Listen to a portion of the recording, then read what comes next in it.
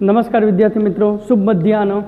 હવે આપણે page number 105 ઉપર બરાબર એ મહાકવિ કાલિદાસ, અહીંયા એનો ફક્ત મહાકાવ્યકાર તરીકે જ પરિચય મેળવવાનો છે, કારણ કે મહાકાવ્યને બે રચના કુમાર સંભવ ને લઘુવંશ, એટલે એ તરીકે જ એનો પરિચય મેળવવાનો. એ તો નાટ્યકાર તરીકે છે, નાટક તને 3 લખ્યા, પણ એ પરિચય નથી મેળવવાનો.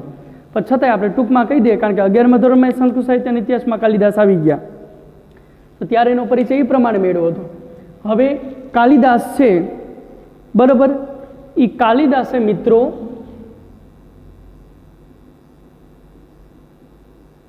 કુલ 7 કૃતિઓ લખી.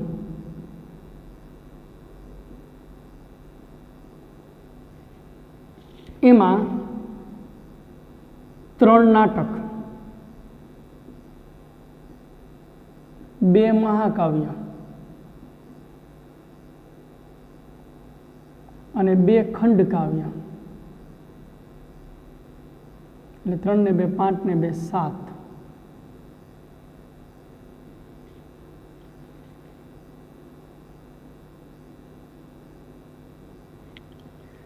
ત્રણ નાટક લખ્યા. પહેલા વહેલું નાટક, અને આમ જોવો તો પેલાવેલી કૃતિ, એ પેલાવેલી કૃતિ કાલિદાસે નાટકથી શરૂઆત કરીને એમાં પહેલું નાટક ને પહેલી જ કૃતિ જેનું નામ હતું માલવિકાગ્નિમિત્રમ. એમાં માલવિકા નાયિકાનું નામ હતું અને અગ્નિમિત્ર નાયકનું નામ હતું. બેની લવ સ્ટોરી છે. બીજું નાટક હતું વિક્રમ ઉર્વશી, એમાં પૂર્વરવા અને ઉર્વશીની લવ સ્ટોરી છે. ત્રીજું નાટક હતું અભિજ્ઞા શાકુંતલ, જેનું જગતમાં શ્રેષ્ઠ નાટક તરીકે સાબિત થયું. એમાં દુષ્યંત અને શકુંતલાની લવ સ્ટોરી છે. કાલિદાસે લગભગ લવ સ્ટોરી જ લખેલી છે. પછી 2 મહાકાવ્ય લખ્યા, એમાં પહેલું કુમાર સંભવ, એમાં શંકર ને પાર્વતીની પ્રેમ કથા છે.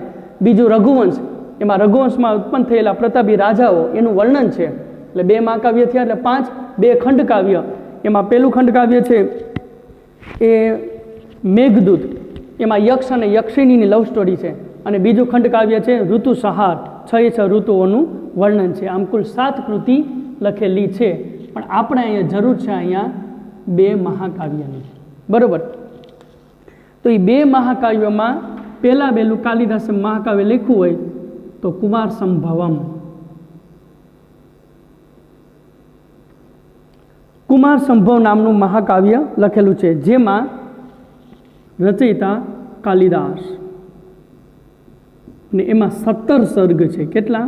એને સર્ગમાં ડિવાઈડ થયેલું છે, 17 સર્ગ છે.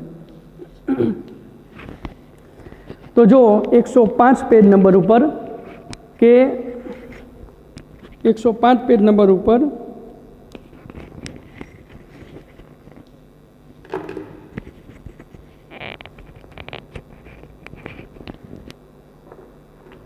સંસ્કૃત મહાકાવ્યમાં સ્થાન પામેલા કુમાર, કુમાર એટલે કે કાર્તિકેય, ને સંભવ એટલે કે એનો જન્મ, બરાબર. એ મહાકાલિદાસનું 17 સર્ગનું સુંદર મહાકાવ્ય છે. આમાં કુમાર એટલે કાર્તિકેયના સંભવ એટલે જન્મની કથા છે. કુમાર એ શિવ અને પાર્વતીનો પરાક્રમી પુત્ર કાર્તિકેય છે. તારકાસુર નામે એક અસુર હતો, અને એ દંપતીથી અસુર હતો, એ દેવોને પીડતો હતો. આ સંકટમાંથી મુક્ત થવા બ્રહ્માની સલાહ મુજબ હિમાલયની પુત્રી ઉમા એટલે કે પાર્વતી શિવના લગ્ન થાય, અને એ દંપતીથી કુમાર જન્મે તો એ કુમાર તારકાસુરનો વધ કરી શકે, આવી શરત હતી. તેથી દેવો શિવ પાર્વતીના લગ્ન થાય તેવું એ ઉપક્રમ રચે છે. કુમાર સંભવ 1 થી 8 સુધીના સર્ગો શિવ પાર્વતીના વિવાહની વાત આવે છે, 1 થી 8માં. અને આ વિભાગમાં પ્રથમ સર્ગમાં હિમાલયનું વર્ણન, બીજા સર્ગમાં તારકાસુરના વિનાશ માટે બ્રહ્માએ સૂચવેલ ઉપાયનું વર્ણન, ત્રીજો સર્ગ વસંત વર્ણનની સાથે મદન પ્રસંગ, ચોથા સર્ગમાં રતિ વિલાપ અને હૃદય દ્રાવટ, 5મા સર્ગની અંદર પાર્વતીના તપનું બ્રહ્મચારી રૂપે શિવે કરેલી પ્રાર્થના અને પરીક્ષા, શિવે પાર્વતીના કરેલા સ્વીકારનું કથાનક, અને પછીના 9 થી 17 સુધીના સર્ગનું કુમાર કાર્તિકેયના જન્મ અને તારકાસુરના વધની કથા. હવે ભગવાન શંકર એ પહેલા વહેલા તો દક્ષને 16 દીકરી હતી, એમાં 16મી દીકરી હતી એનું નામ હતું સતી, જે શિવ એટલે કે શંકર સાથે લગ્ન કરાવ્યા. અને એ શંકર સાથે લગ્ન કરાવ્યા બ્રહ્માજીના કહેવાથી, દક્ષનું મન નહોતું પણ બ્રહ્માજીના કહેવાથી, કારણ કે બ્રહ્માજીના માનસપુત્ર દક્ષ હતા અને એ મોટો પ્રધાન હતો અને દક્ષની 16 દીકરી હતી, એમાંથી બ્રહ્માજીના ભલામણથીને 16મી દીકરી સતી હતી, એ શંકર સાથે લગ્ન કરાવ્યા. હવે એક દિવસ એવી ઘટના બની કે દક્ષ છે એ સભામાં બેઠો હતો, તો એ તો મોટો વડો હતો, કારણ કે એને મોટો પ્રધાન બનાવ્યો હતો, તો બધાએ ઊભા થઈ જવું જોઈએ ને, બધાએ ઊભા થઈ ગયા, પણ ભગવાન શંકર પણ સભામાં બેઠા હતા. હવે એ ધ્યાનમાં લઈને ધ્યાન લાગી ગયું હતું, એટલે એને ખબર નથી કે ક્યારે દક્ષ આવ્યા. એટલે આ એક માણસની મોનોપોલી છે કે તમે આવ્યા ત્યારે કેટલા જણા ઊભા થઈને તમને આદર આપે છે, ત્યાં નજર નહીં જાય, પણ કોણ બેઠો છે ત્યાં નજર પહેલાં જાય. શંકર તરફ નજર ગઈ અને શંકરને તો ખબર નથી કે દક્ષ આવ્યા, એ તો સમાધિ લાગી ગઈ હતી. અને શંકરનું અપમાન કરે છે દક્ષ, કે કોઈ દી સભામાં ગયો હોય તો ખબર પડે ને, કેવા વસ્ત્ર પહેરવા એ ખબર નથી, શું ખાવું એ ખબર નથી, શું પીવું એ ખબર નથી, અને એટલું બધું. બરોબર, આને દીકરી કોણ દે? એ તો બ્રહ્માજીએ કીધું એટલે મેં દીકરી દીધી. ભગવાન કીધું પહેલાં વિચારી દેવું જોઈએ. એને સાચી વાત છો, પહેલાં વિચારી લેવાય ને, હવે દીધા પછી હું જ. એટલે શંકરનું અપમાન કર્યું બધાની વચારે, પણ શંકર ભગવાન કાંઈ ન બોલ્યા અને પાછા હિમાલયમાં આવ્યા અને સતીને એક શબ્દ ન કીધો. વિચાર કરો, આજ કોઈ જમાઈ છે એ સાસરે જાય અને એના સસરા ભયંકર અપમાન કરી નાખે એટલા માણસની વચારે, અને પછી જમાઈ પોતાના ઘરે જાય અને પછી ઓલા સસરા છે એની દીકરીનો વારો ચડે કે નહીં, શ્રીમતીજીનો, કે તારા પિતાએ આમ કીધું, આમ ને તેમ ને, હવે જો. એટલે એ બદલો પાછો અહીંયા વારે. પણ આ શંકર છે, એક શબ્દ ન બોલ્યા. અને દક્ષે શંકરનું અપમાન કરવા માટે કનખલ ક્ષેત્રની અંદર યજ્ઞ કર્યો અને શંકરને બધાને કંકોત્રી લખી, પણ શંકરને કંકોત્રી ન લગીને યજ્ઞના સ્થાપનમાં ઈશાન ખૂણામાં શંકરનું સ્થાપન હોવું જોઈએ, સ્થાપન પણ ન કર્યું. અને દેવ દેવતાઓ બધા જવા લાગ્યા અને સતીને ખબર પડી કે દક્ષ યજ્ઞ કરે છે, અમે ત્યાં જઈએ છીએ. ત્યારે તો સતીને ખબર પડી કે પિતા યજ્ઞ કરે. બધાને કંકોત્રી લખી અને અમને કેમ નહીં લખી હોય? પણ દીકરી પહેલાં બાપનું ઊંચું તાળ્યું કે આપણે તો ઘરના છે ને એટલે કંકોત્રી નહીં લખેલી હોય. અને શંકર ભગવાને જગાડ્યા અને યજ્ઞમાં જવાનું કીધું. શંકર ભગવાન કે વાત સાચી, પણ આપને દેવી કંકોત્રી નથી તો આપણે કેમ જઈએ? સતી કે આપણે ઘરના છે એટલે કંકોત્રી ન હોય. પણ ભગવાન કે તું ઘરની છો, હું થોડોક છું, હું તો જમાઈ છું, મને તો તેડવા આવવું જોઈએ 4 વ્હીલ લઈને. અને સતી પછી હઠ કરે છે અને પછી શંકર ભગવાન કહે કે તારે જવું હોય તો જા, હું નહીં જાઉં. સતીને દુઃખ લાગે છે અને ભગવાનને ખબર પડી ગઈ છે કે જાય છે એ પાછી આવવાની નથી અને હું ના પાડીશ તો કાયમને માટે મારા પ્રત્યેને કુભાવ રહેશે. અને પછી ભગવાન બધી વાત કરે કે આવું બધું બન્યું હતું અને તારા પિતાએ અત્યારે મારું અપમાન કરવા માટે જ આ યજ્ઞ કર્યો છે, તો હું કેમ આવું? અને સતી છે એ પછી જાય છે અને યજ્ઞમાં કોઈને બોલાવતું નથી અને દક્ષ પણ મોઢું ફેરવી લે છે. અને સતીને ખબર પડી ગઈ કે મારા પતિ કહેતા હતા એ સાચો, તો યજ્ઞમાં આવવાની જરૂર નહોતી. મા બિચાકડી આવીને કહેવા લાગી કે બેટા તું અહીંયા આવી, નકામી આવી, પાછી વહી જા. અને યજ્ઞના દર્શન કરીને વહી જાઓ. સતી કે યજ્ઞના દર્શન કરવા ગયા અને ઈશાન ખૂણામાં શંકરનું સ્થાપન નહોતું. સતીને ક્રોધ આવ્યો અને ડાબા એ પગના અંગૂઠામાંથી દાવાગ્નિ ઉત્પન્ન કર્યો અને બળીને ખાખ થઈ ગયા. એ સતી છે એ પછી હિમાલયની દીકરી પાર્વતી તરીકે જન્મ્યા.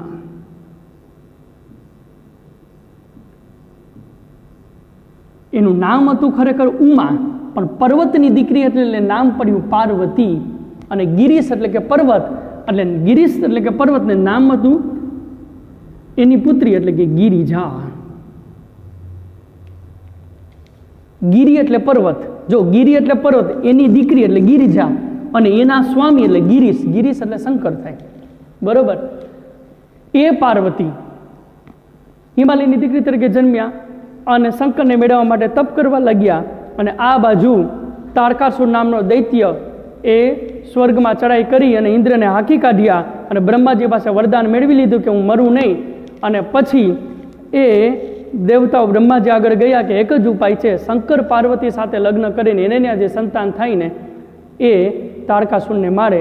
હવે શંકરની પત્ની સતી છે એ તો મૃત્યુપાયમાં છે, તો એ બીજા લગ્ન કરે એવું તો કંઈ એ દેખાતું જ નથી, બીજા લગ્ન કરે જ નહીં.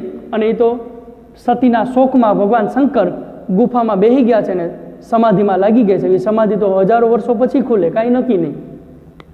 તો ત્યાં સુધી આ તારકાસુર ત્રાસ દેહે, દેવતાઓને કાઢી નાખ્યા. અને પછી એ પાર્વતી છે એને હિમાલયમાં મોકલે છે દેવતાઓ.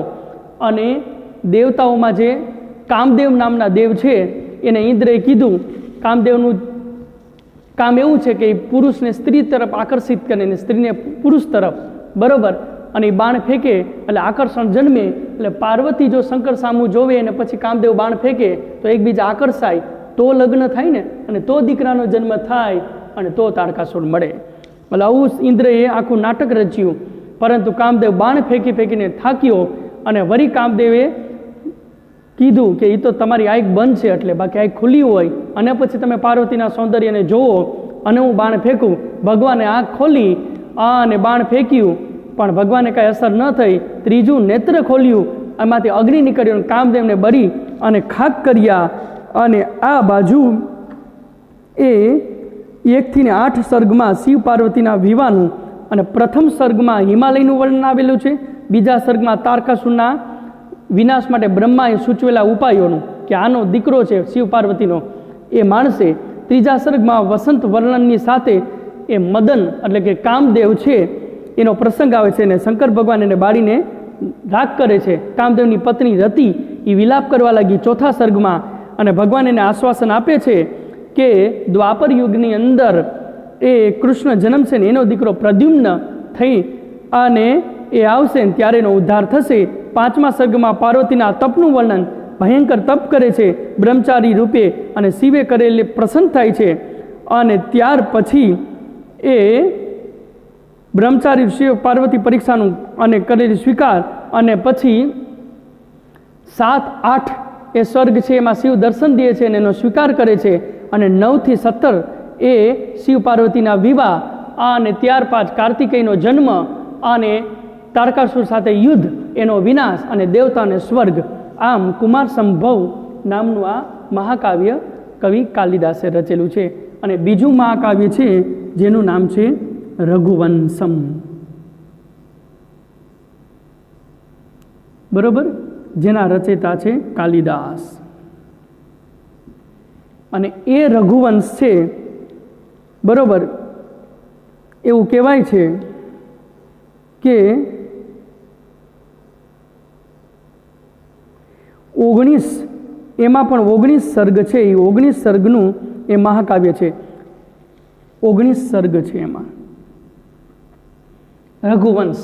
એમાં બધા રઘુના વંશમાં જન્મેલા જે પ્રતાપી રાજાઓ છે અને અંતે રામજીનું જીવન ચરિત્ર એનું વર્ણન છે. 19 સર્ગનું મહાકાવ્ય છે. રઘુણામ અન્વયમ વંશે એમ કહીને રઘુ વંશમાં જન્મેલા રાજાઓનું ચરિત્ર વર્ણવાનો પ્રારંભ કર્યો છે. અહીં પ્રારંભમાં રઘુવંશના રાજાઓની વિશેષતા છે. રઘુવંશનો પહેલો શ્લોક, વાગર્થા વિવ સંપૃક્તો વાગર્થો વિતપત્તયે જગતો પિતરો વંદે પાર્વતી પરમેશ્વર. જગતના માતા ને પિતા એવા પાર્વતીને પરમેશ્વરને વંદન કરું છું એમ કરીને કાલિદાસે રઘુવંશના પહેલા શ્લોકથી પાર્વતીને પરમેશ્વરની વંદના કરી છે. અને ત્યાર પછી રઘુવંશની શરૂઆત કરી. રઘુવંશમાં વર્ણનનો પ્રારંભ મનુના નામ સ્મરણથી થાય છે. સૌ પ્રથમ રાજા દિલીપનું ચરિત્ર. દિલીપે સુદક્ષિણા સાથે લગ્ન કર્યા અને ગાયની સેવા કરી વશિષ્ઠ ઋષિના આશ્રમ એ કહેવાથીને અને સિંહને મારવા માટે સિંહ ગાયને મારવા માટે તેને આવે છે અને રાજા દિલીપ સિંહને મારવા માટે દોડે છે અને પોતાની જાન જોખમમાં મૂકે છે. ગાય એના ઉપર પ્રસન્ન થાય છે અને એના આશીર્વાદ મળે છે અને એના પ્રતાપે એના જે દીકરો થયો જેનું નામ રઘુ. બરોબર, દિલીપનું ચરિત્ર આવે છે. રઘુ તેનો પરાક્રમી પુત્ર હતો, તેથી નામ ઉપરથી કાવ્યનું શીર્ષક રાખવામાં આવ્યું રઘુવંશમ. અયોધ્યાના રાજા દિલીપ અને રાણી સુદક્ષિણાને પુત્ર નથી. નંદની ગાયની કૃપાથી બરોબર ત્યાં રઘુનો જન્મ થાય છે. તેને કરેલા વિશ્વ વિજય સંપત્તિ દાન કરે છે અને કારણ કે આખી સંપત્તિ લૂંટાવી દે અને ગાયની સેવા કર અને એને ત્યાં રઘુ નામનો દીકરો થયો અને રઘુએ એ મોટો યજ્ઞ કર્યો અને આખી સંપત્તિ લૂંટાવી દીધી. બરોબર, અને અજનું પછી એનો દીકરો થયો રઘુનો અજ, એનું ચરિત્ર આવે છે. ઇન્દુમતી સ્વયંવર, અજ વિલાપ નામના 2 પ્રસંગો મહાકાવ્યની શોભા વધારે છે. ઇન્દુમતી એની પત્ની હતી અને એના વિરહમાં જે ઇન્દુમતીએ જે વિલાપ કરેલો છે સુંદર મજાનો છે. અજનું મૃત્યુ બાદ ત્યારબાદ અજનો દીકરા થયા દશરથ. એ દશરથ છે એનું વ્યક્તિત્વનું વર્ણન છે. દશરથ પછી રામનું ચરિત્ર આવે છે અને કવિએ પોતાના મૌલિક વિચારો દ્વારા રામચરિત્ર સુંદર વર્ણન કર્યું છે. સીતાનો ત્યાગ, પ્રસંગ, સીતાએ લક્ષ્મણ દ્વારા રામને પાઠવેલો સંદેશો એ હૃદયસ્પર્શી છે. રામકથા પછી કુશનું ચરિત્ર, અને છેલ્લે અંડરલાઈન કરજો કે અંતિમ સર્ગમાં રઘુના અંતિમ વિલાસી રાજા અગ્નિવર્ણ, એ કુશના વંશમાં 23મા પેઢીએ જે અગ્નિવર્ણ નામનો રાજા થયો, ત્યાંથી રઘુવંશનો વિધ્વંસ થયો. આ મહાકાવ્યનું વિષય વસ્તુ ભાષાશૈલી લાલિત્ય છે. પ્રત્યેક વાચનનું મન તેમાં મગ્ન થઈ જાય તેવું છે. આ માટે કહેવાયું છે કહ ઇહ રઘુકારે ન રમતે. અહીં રઘુકારમાં અર્થાત કાલિદાસની રઘુવંશ કૃતિમાં કોણ એવું છે કે જે રમતું નથી, એટલે બધાનું મન ડોલવા લાગે છે, એવી રીતે રચના કરેલી છે. આ કાવ્ય મહાકવિ કાલિદાસનું નહીં, સમગ્ર સંસ્કૃત સાહિત્યનું શ્રેષ્ઠ મહાકાવ્ય છે. ઋતુસાર અને મેઘદૂત પણ 2 ખંડ કાવ્ય છે. ઋતુસારમાં 6 ઋતુઓનું વર્ણન છે. મેઘદૂતમાં વિરહથી વેદનાને વર્ણવેલું કાવ્ય, તેમાં યક્ષ પત્નીથી થયેલા વિરહની કથા, અને યક્ષ મેઘને દૂત બનાવી અને પોતાની પત્નીને સંદેશો પહોંચાડે છે, માટેનું નામ રાખ્યું મેઘદૂત. તો આમ રઘુવંશમાં જે જન્મેલા જે પ્રતાપી રાજાઓ છે, એ પ્રતાપી રાજાઓનું વર્ણન અને એના જીવનમાં જે બનેલા મહત્ત્વના પ્રસંગો છે, એ પ્રસંગોનું સુંદર મજાનું વર્ણન કાલિદાસે કરેલું છે. અંતે ભગવાન રામજીનું ચરિત્રનું વર્ણન કરેલું છે, અને એમાં પણ અમુક જે મુખ્ય સંવાદો છે એનું પણ સચોટ વર્ણન, હૃદયસ્પર્શી વર્ણન કરેલું છે. અને રામ અને સીતાને 2 દીકરા થયા, લવ અને કુશ. એમાં એ અંતિમ કુશના 23મા પેઢીએ અગ્નિવર્ણ નામનો રાજા થઈ છે, જે અતિ એવું કહેવાય છે કે દુષ્કર્મી રાજા હતો અને જુલ્મી રાજા હતો. ત્યાંથી રઘુવંશ છે એનો વિધ્વંસ એટલે પૂરો થાય છે, નાશ થાય છે.